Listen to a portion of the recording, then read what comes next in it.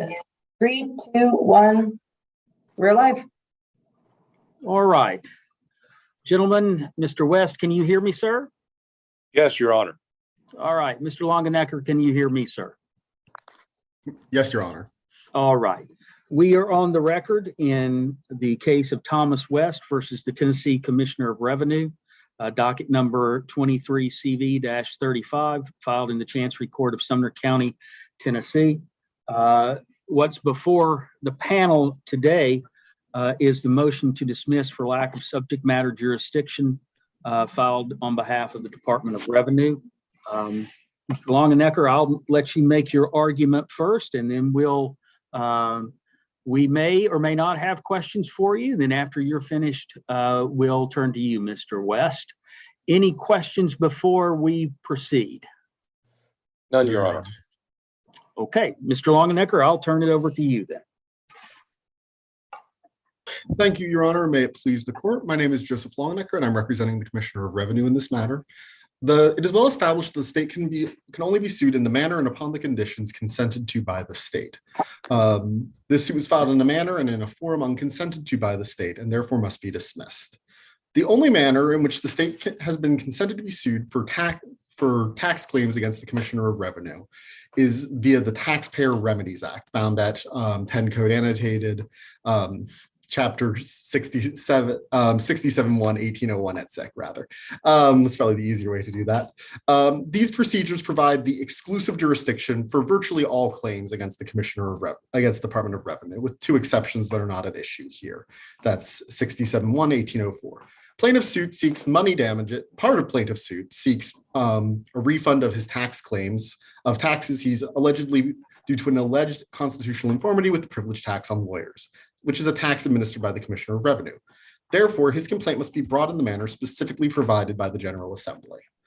Plaintiff's complaint has unfortunately been filed in the wrong place and at the wrong time. The Taxpayers Remedy Statute exclusively vests jurisdiction over the tax claims of out-of-state plaintiffs like the plaintiff in this matter in Davidson County Chancery Court. The way the statutory framework works in 10 Code Annotated 67-1-1803A is that Davidson County Chancery Court has jurisdiction over all tax claims filed under the Taxpayer Remedies Act, and as well as the Chancery Courts of the place of the taxpayer's domicile and the taxpayer's principal place of business. Obviously, as a non-resident of Tennessee, the plaintiff in this matter does not have a domicile in Tennessee, and there's been no allegations of a principal place of business in Tennessee. It's as well unclear whether that would apply to a natural person like Mr. West as opposed to some kind of corporate entity. As a result, under the Taxpayer Remedies Act, the only place this case could be filed is in Davidson County Chancery Court. The statutes that were cited by the plaintiff in this matter do not displace that exclusive jurisdiction. The statute about general equitable jurisdiction doesn't apply to tax cases. It's well established that tax cases are neither common law or equitable. They're pure creations of statute in derogation of the state's sovereign immunity. The Declaratory Judgment Act does not create jurisdiction over any class of cases. What the Declaratory Judgment Act does is it creates a new remedy in a case where the court would otherwise have jurisdiction over the affirmative relief asked for. Since what's being asked for in the affirmative relief in this case is either a refund or a bar against assessment, that's a remedy that would be only available in Davidson County Chancery Court for a taxpayer-like plaintiff in this matter. Finally, the three-judge panel statute does not, by its own terms, does not affect the remedies available. The Taxpayer Remedies Act statute 2018-103 says that the new three-judge panel statute does not affect the procedures, remedies, and remedies provided in Title 67, Chapter 1, Part 18, which is the Taxpayer Remedies statute. As a result, the venue provision in that statute does not displace the exclusive grant of venue and subject matter jurisdiction to Davidson County Chancery Court for a taxpayer and plaintiff situation. Additionally, the taxpayer has filed too early. The way the Taxpayer Remedies Act statute works for refund claims, for a claim where a taxpayer is seeking a refund, is they have to file a refund claim with the Commissioner of Revenue. And then after the Commissioner of Revenue denies the claim, then the taxpayer has the opportunity to file a suit challenging that denial or deemed denial of the refund claim. There's been no refund claim filed in this suit. And until a refund claim is filed, no court has jurisdiction over a refund challenge brought by plaintiff. While the time and place issues are decisive, there were a few auxiliary matters that deserve to be addressed. First, plaintiff has argued that preclusion doctrines, due to the 3-judge panel order being issued by the Tennessee Supreme Court, bar consideration of the subject matter jurisdiction issues raised in this case.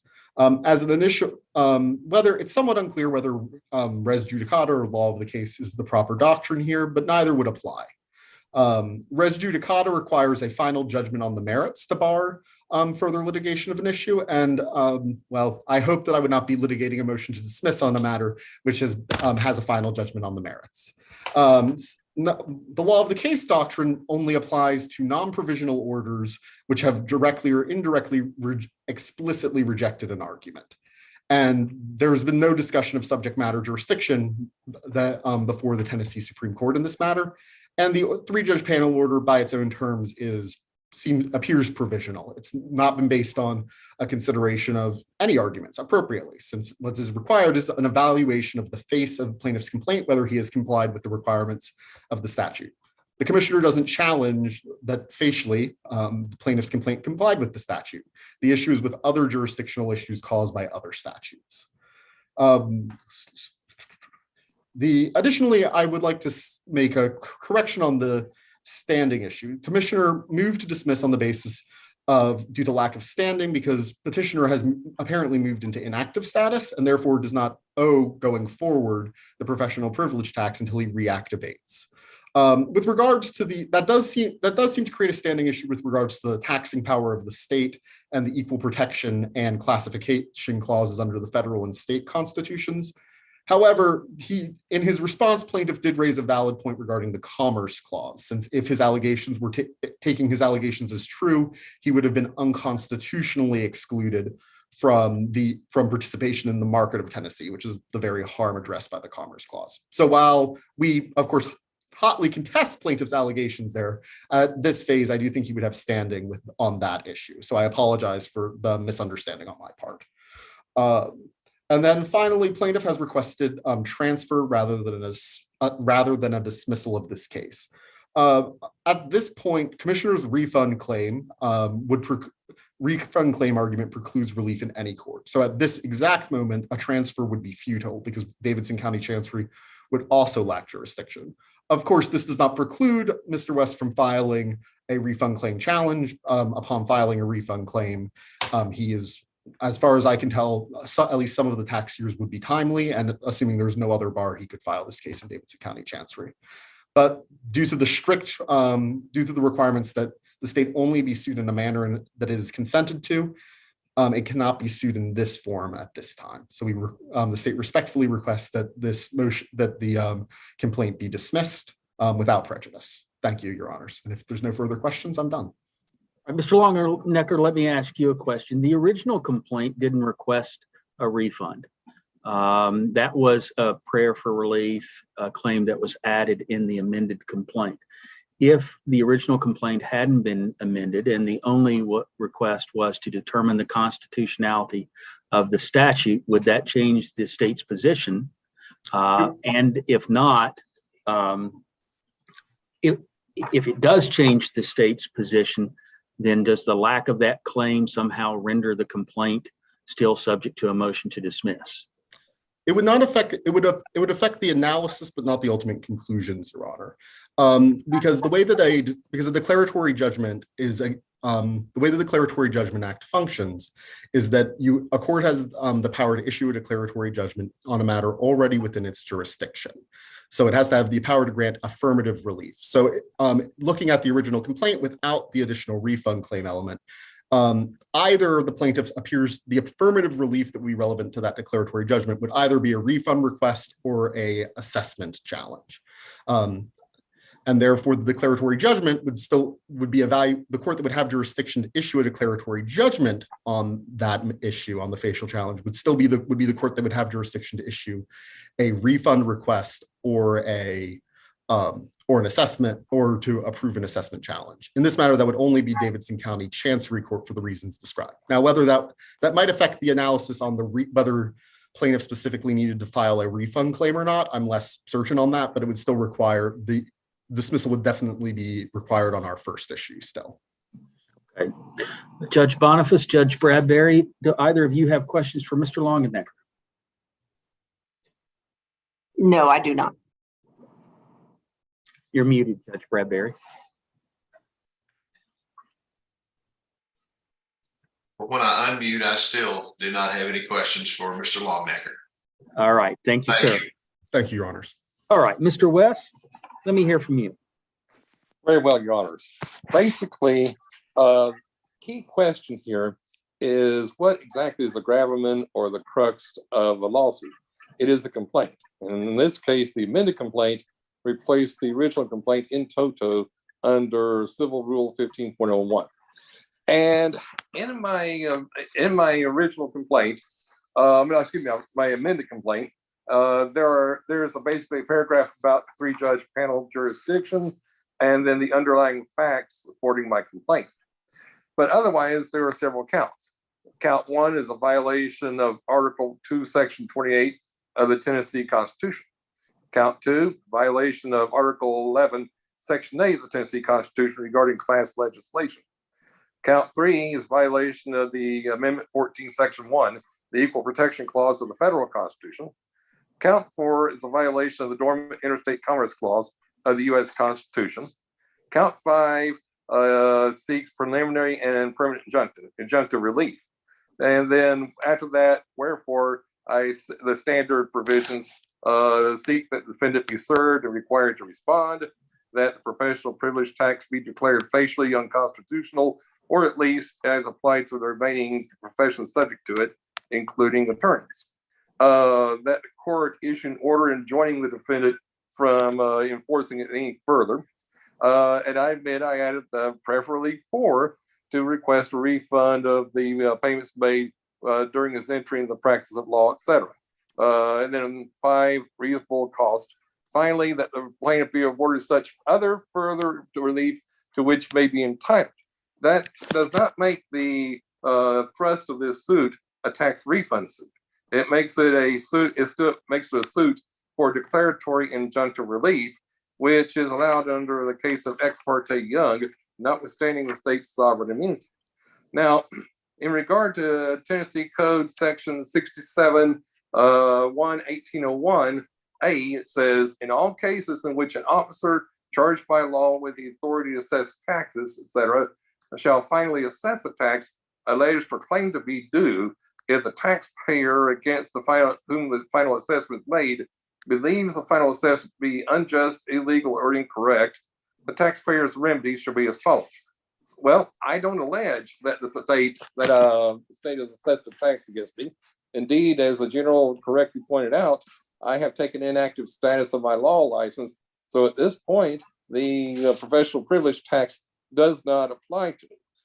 As a matter of fact, when the general sent a postal copy of his pleadings, he inadvertently included a letter on his letterhead indicating addressed to another gentleman saying that until payment is made in full, interest would continue to accrue, whatever.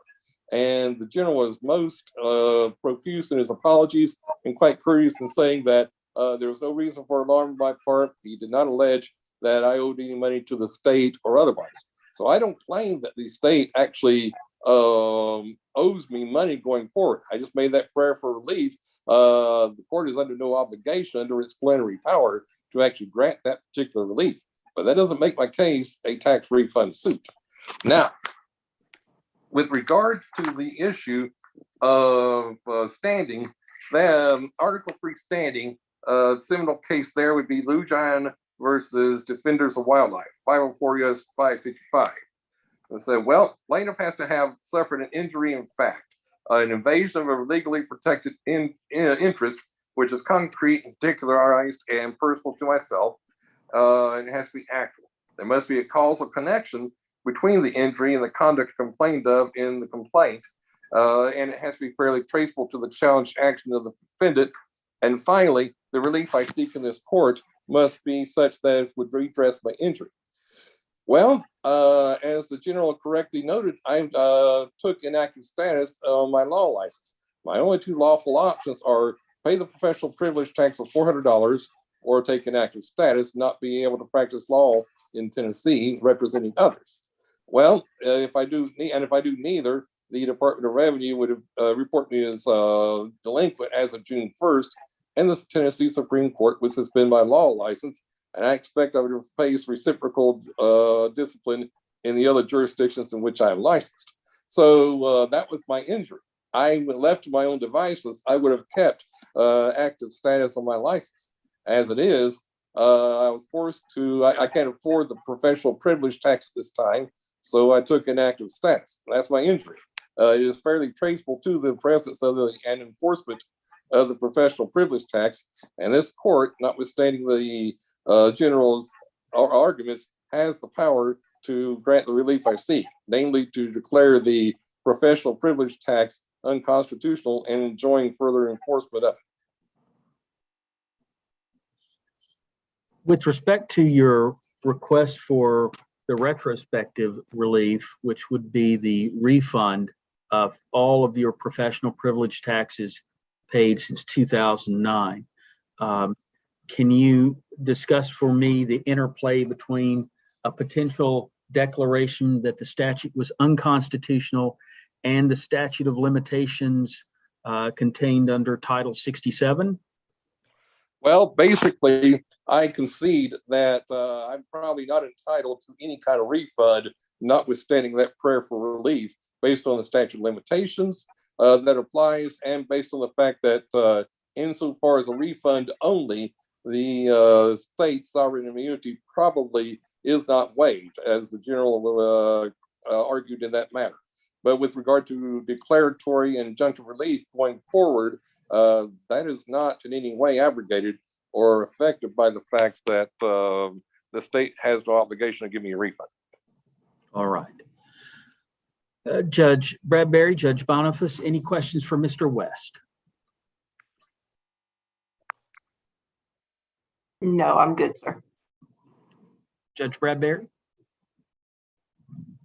I don't think so. I think the questions that were discussed about the standing have been resolved. I believe Mr. Longnecker conceded the standing issue, not that we wouldn't have further discussions about it, but I have no questions for Mr. West. Thank you, sir. All right. Mr. Longnecker, this was your motion. If the panel doesn't object, do you have any response you want to make to any of the arguments or any of the statements made by Mr. West? I do want to clarify a few things, but I don't think, hopefully this should not take long, Your Honor. Okay. Regarding the standing issue, specifically, I do think there's still a standing problem with the other counts, but the Commerce Clause standing issue, I do think the state has to concede under the facts as we currently understand them. It seems like he's raised a legitimate, us taking everything as true as we have to do in this posture, he's raised a legitimate issue on that point. I did want to clarify our argument on the declaratory relief. The issue here is odd because there's both a question of which court has jurisdiction and which court has, and whether sovereign immunity bars the suit. So even under Ex parte Young, the state still has the authority to determine which place it's sued in. And under 67-1-1804, the state has exclusively granted jurisdiction over affirmative tax cases, including the cases which challenge these taxes on the basis of constitutionality, to Davidson County Chancery Court for a plaintiff in Mr. West's position. And therefore, he would still need to file an Ex parte Young challenge in that place, even though he might be entitled to file for declaratory relief under an Ex parte Young style argument, which I believe has been endorsed with some variants that aren't particularly relevant at the moment by the Tennessee Supreme Court in Colonial Pipeline. With one last question, and then I'll be finished. With respect to TCA 20-18-103B, yes, that is the statute following the 3-judge panel statute. It's a limitation that says this chapter does not affect the procedures and remedies provided in Title 67, Chapter 1, Part 18. However, a case filed pursuant to Title 67, Chapter 1, Part 18 that meets the requirements of 2018-101A must be heard by a 3-judge panel pursuant to this chapter. So can you tell me what the state's position on how this panel should read that provision?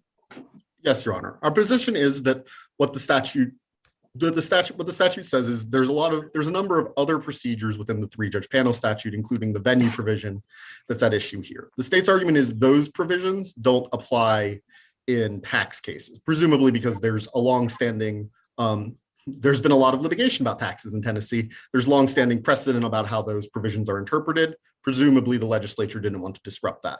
However, what they did want to make clear is that just because it's a tax case doesn't mean a 3-judge panel doesn't have to hear it. So this case should be heard, is still, all of the procedures stay otherwise the same, but 3 judges hear it instead of 1 judge is the state's understanding of that provision. Okay. All right. Anything else? No, Your Honor. All right. Thank you, gentlemen. Appreciate your, Judge Bradberry?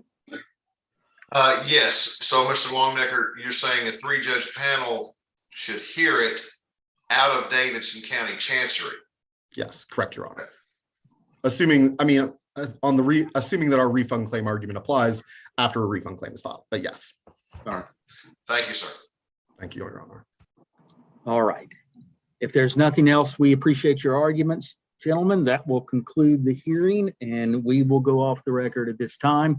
We'll have to confer, and we'll issue a written opinion at our earliest available opportunity. Thank you, Your Honors. All right. Thank you, Thank you Your so much.